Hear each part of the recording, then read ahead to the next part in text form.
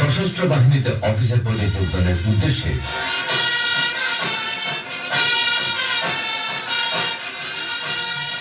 একজন ছাত্রছাত্রীকে সপ্তম শ্রেণী থেকে দ্বাদশ শ্রেণী পর্যন্ত আবাসিক ব্যবস্থায় লেখাপড়া ও অন্যান্য বিষয়ে শিক্ষাদান করার প্রয়াসে তৎকালীন পাকিস্তান সরকার 1958 সালে প্রতিষ্ঠা করেন ফৌজদারহাট ক্যাডেট কলেজ। পর্যায়ক্রমে 1963 সালে প্রতিষ্ঠিত হয় ঝিনাইদহ ক্যাডেট কলেজ ও মির্জাপুর ক্যাডেট কলেজ। 1964 সালে প্রতিষ্ঠিত হয় রাজশাহী ক্যাডেট কলেজ।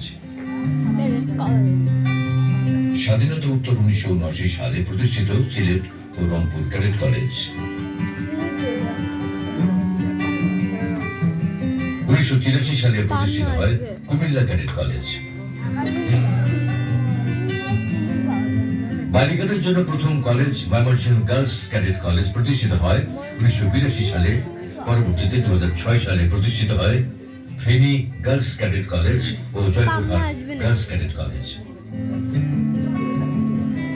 বাংলাদেশ সশস্ত্র বাহিনী আমাদের গর্ব ও আস্থার নাম।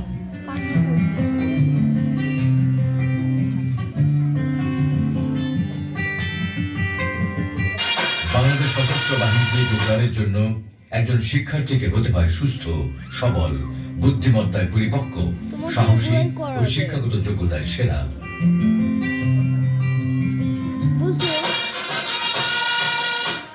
এমন একজন সেরা শিক্ষার্থী তৈরি করতে ক্যাডেট কলেজ কর্তৃপক্ষ সপ্তম শ্রেণী থেকে দ্বাদশ শ্রেণী পর্যন্ত মোট 6 বছর সময় নেয়। একজন ক্যাডেটের ঘুম থেকে ওঠা এবং ঘুমানো পর্যন্ত চমৎকার নিয়মের মধ্যে দিয়ে সম্পন্ন হয় সকল কার্যক্রম। সকালে ড্রিল, বিকালের খেলাধুলা, সাংস্কৃতিক চর্চা, ধর্মীয় চর্চা, জাতীয় অনুষ্ঠানের আনুষ্ঠানিকতা কোনটি বাদ থাকে না একজন ক্যাডেটের জন্য। Mirpur cadet coaching MCC।